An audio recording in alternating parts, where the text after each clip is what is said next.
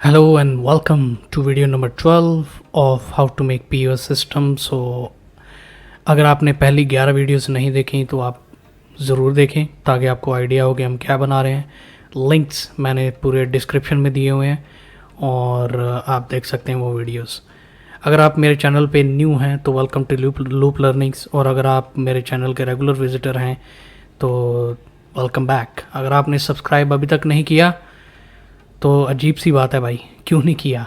कर लें subscribe, free है, आपको नॉलेजेबल कंटेंट मिलेगा फॉर श्योर। और दूसरों को भी बताएं इस चैनल के बारे में अगर आपको लगता है कि इससे किसी का फ़ायदा हो सकता है तो। एनीवे, सो आज की वीडियो में हम बात करने वाले हैं VBA कोडिंग की, जो कि हमने कल की वीडियो से स्टार्ट किया था। और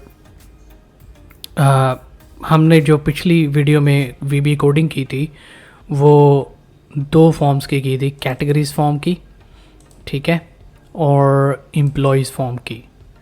सो इन दोनों फॉर्म्स की कोडिंग की है। अच्छा, मैं एक चीज़ करना भूल गया हूँ जो मुझे करनी चाहिए थी एम्प्लॉयज़ फॉर्म में, तो मैं आज की वीडियो में वो कवर करने वाला हूँ।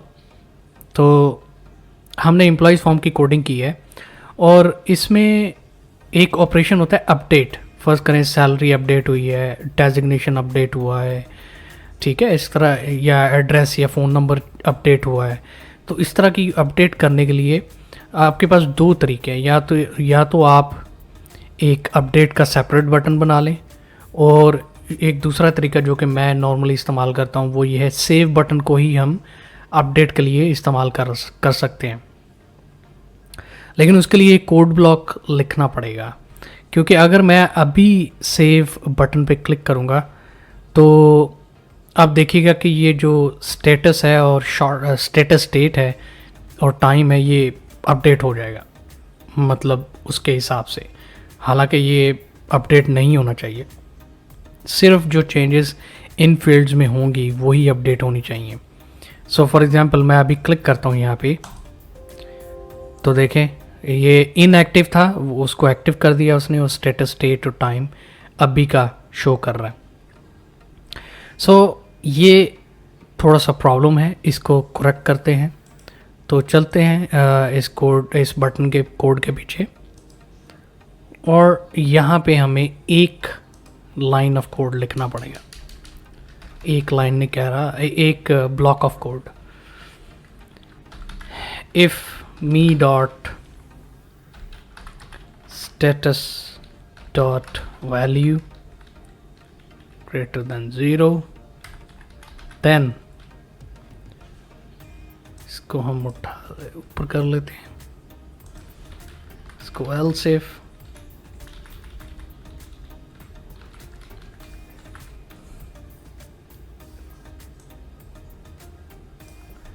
the updates are successfully made.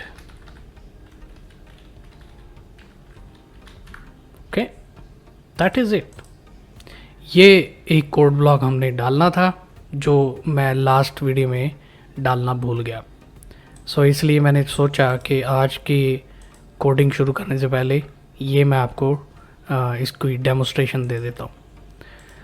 सो अगर मैं अभी क्लिक करूँगा सेव के ऊपर, for example let's say salary change हुई है, लेट्स अज्यूम, तो आप देखिएगा कि स्टेटस और स्टेटस डेट बिल्कुल भी चेंज नहीं होंगे। अगर मैं अभी सेव डेटा पे क्लिक करूँगा तो आप देख सकते हैं कि टाइम 12:33 PM। अगर मैं सेव बटन पे क्लिक करूँगा, हाँ ये चल रहा है, सही है कोड, लेकिन इसको VB इंफॉर्मेशन करना है।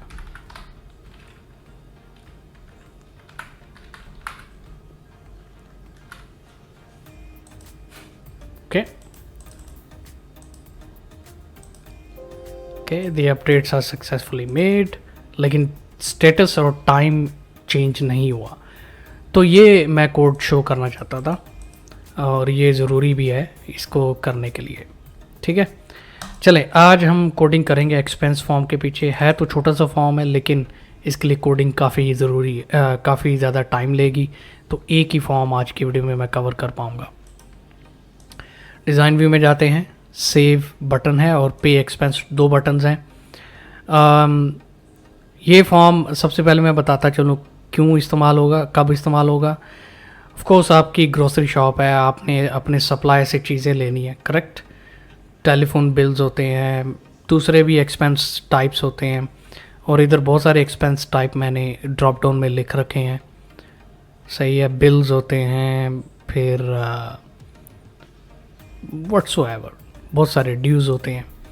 सो उसके लिए ये फॉर्म इस्तेमाल होता है।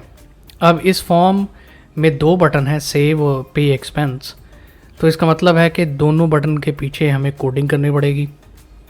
पहले हम सेव बटन के पीछे कोडिंग करते हैं। सेव बटन की कोडिंग के लिए हमें ये expense for supplier, description, expense type, reference document number, bill value, ये चाहिए बस।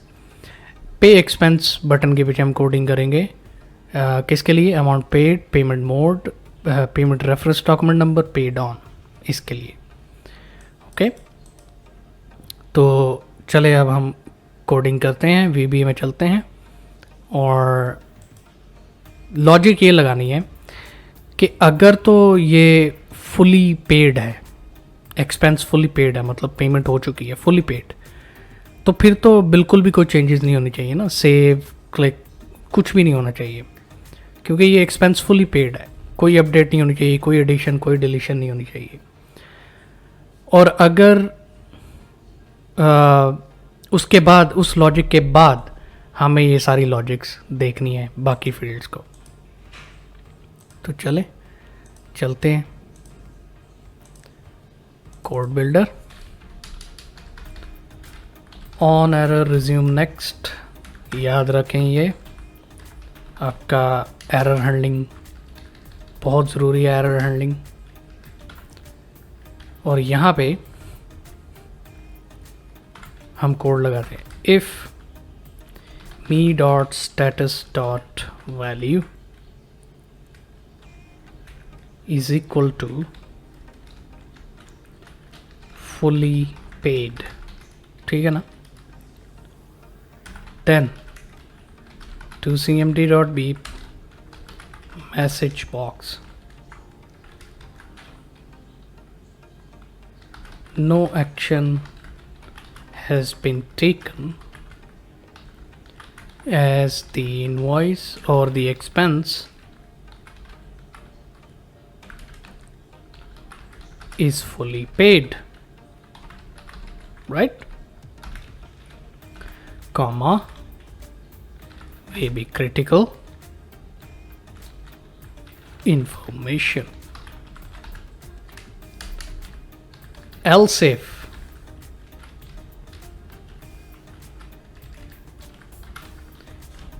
me dot status dot value greater than 0, then the updates in the expense form, expenses are successfully made.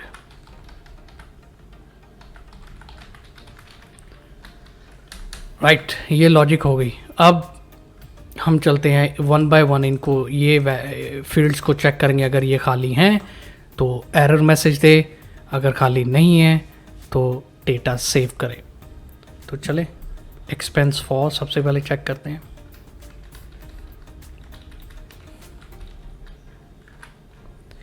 Me dot expense for dot value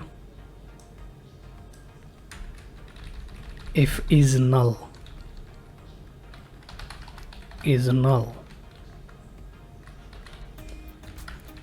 is equal to true। Message box क्या आना चाहिए, please choose the expense month from drop down list.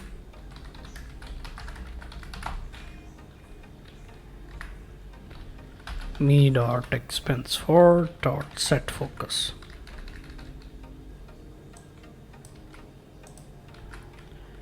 उसके बाद है supplier, me dot supplier, please choose the supplier from drop down list.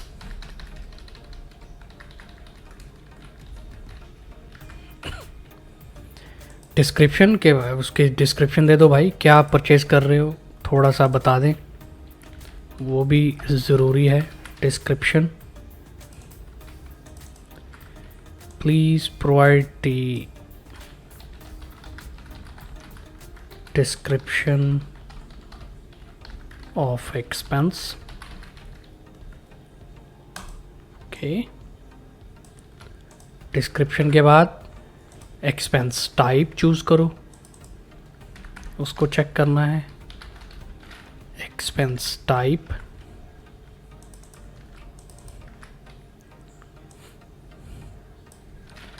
Please choose the expense type from drop down list.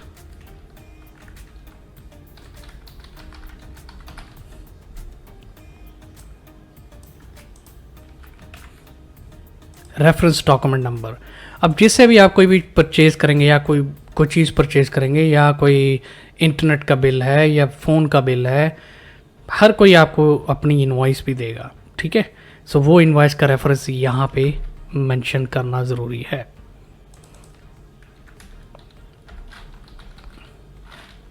Me dot reference doc, please provide the reference document number।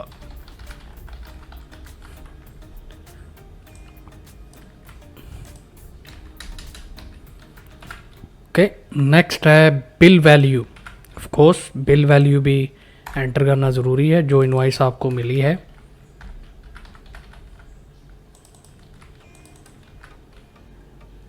Please provide the bill value of the expense. ठीक है, ये सारी fields हमने check कर ली।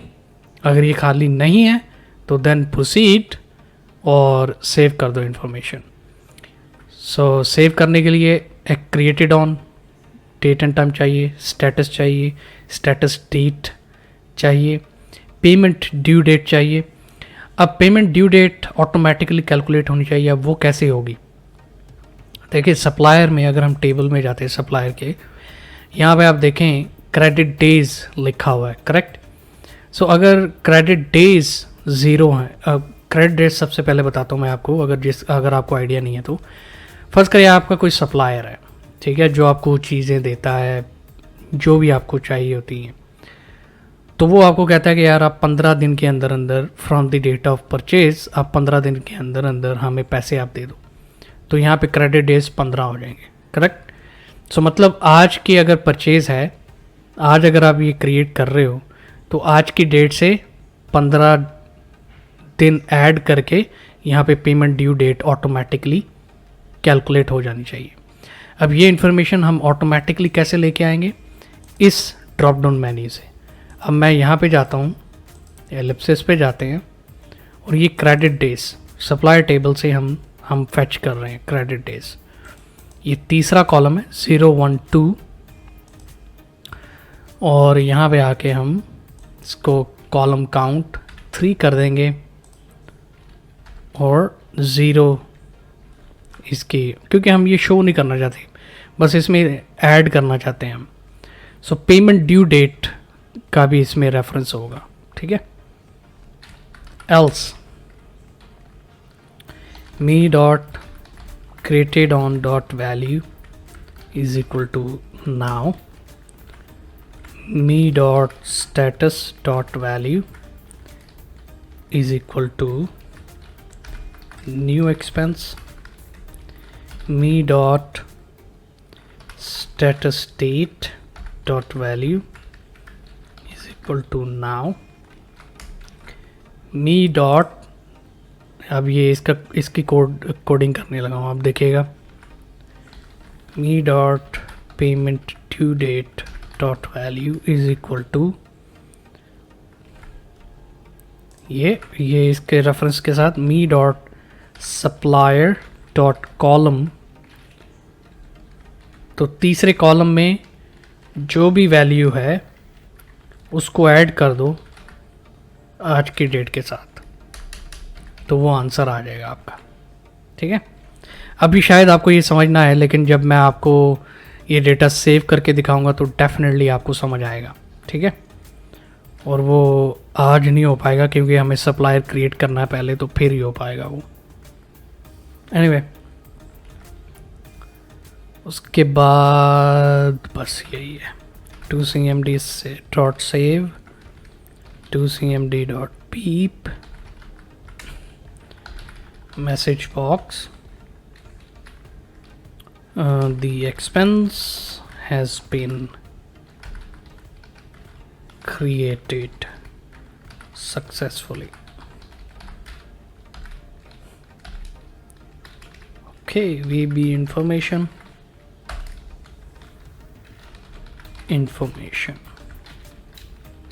and if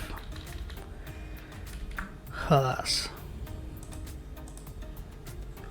okay, तो इसकी तो हो गई VBA coding. Please choose the expense from drop down menu.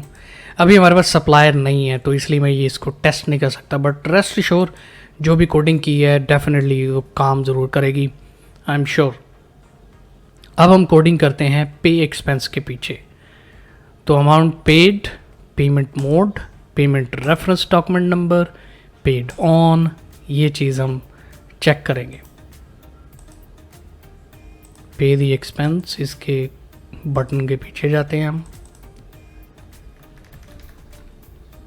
Of course error handling लाजमी हमने लेनी है।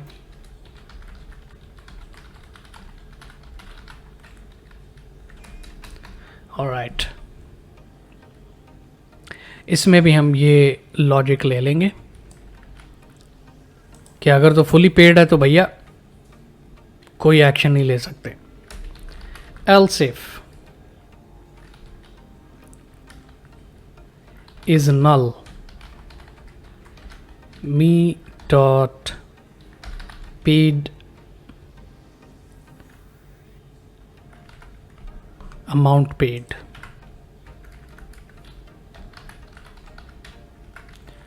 dot value is equal to true, then 2cmd dot beep message box please provide the amount paid value.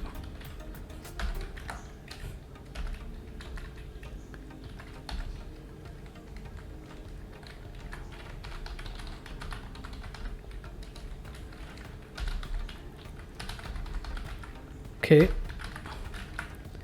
ये हो गया, copy कर लेते हैं। नेक्स्ट क्या है? Payment mode. पेमेंट मोड भी बहुत ज़रूरी है। Me dot payment mode, please choose the payment mode from drop down list. ठीक है,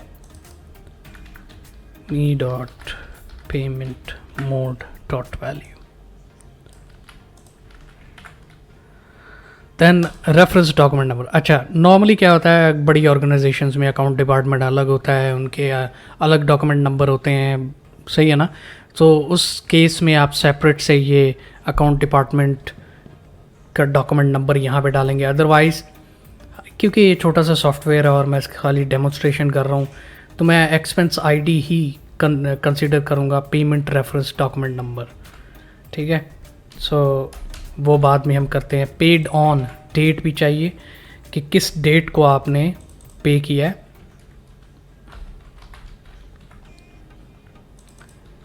paid on, please provide the payment date, else अब सबसे पहले तो ये ले लेते हैं me dot payment reference document number dot value is equal to me dot expense ID dot value. Then उसके बाद ये चीज़ चेक करनी है कि अगर amount paid is less than bill value, सही है ना, जैसे 2000 बिल की वैल्यू है, 1500 अमाउंट पे कर रहे हैं, 500 आपने बाद में पे करनी है, तो फिर ये पार्शली पेड होगा ना, सही है ना। ये भी आपने कंडीशंस चेक करनी है। सो ये बहुत ज़रूरी है कि आप इस कंडीशंस को चेक करके उसको भी आप एम्बेड करें इसके अंदर जब आप कोडिंग कर रहे हैं। तो चलिए अब हम करते हैं dim response as integer if me dot paid on amount paid dot value is less than me dot bill value dot value, then response is equal to message box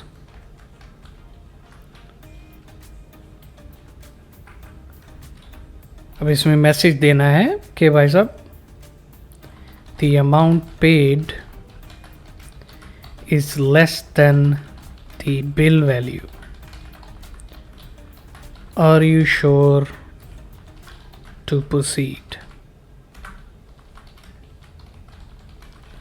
ठीक है,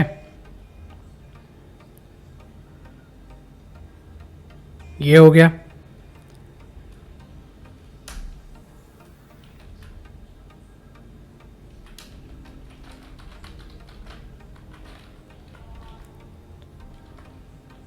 if response is equal to VBS, then me dot status dot value is equal to partially paid, क्योंकि ये partially paid होगा, me dot status state dot value is equal to now, ठीक है ना, else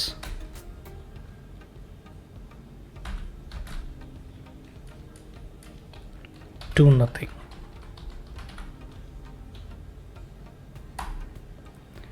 else if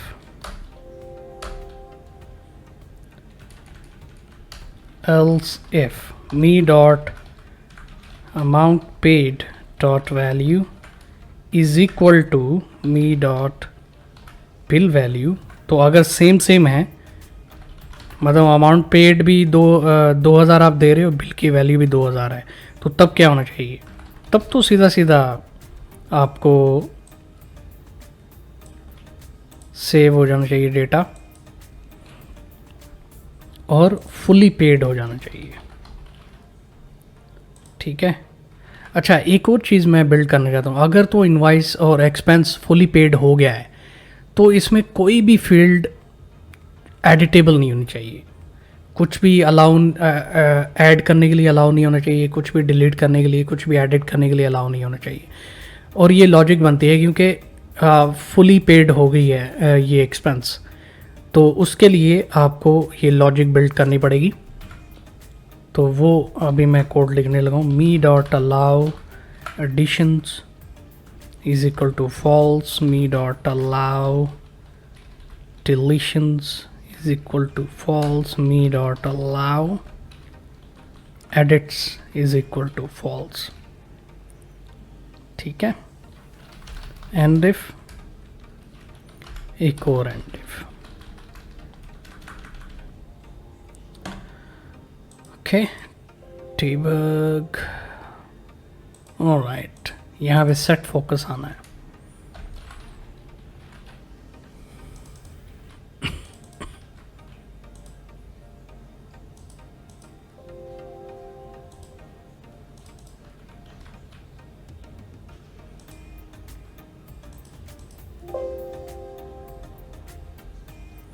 else without if, एक और and if लगाना है।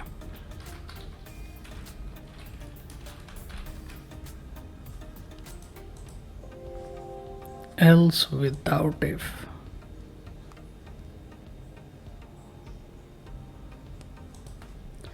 okay, and if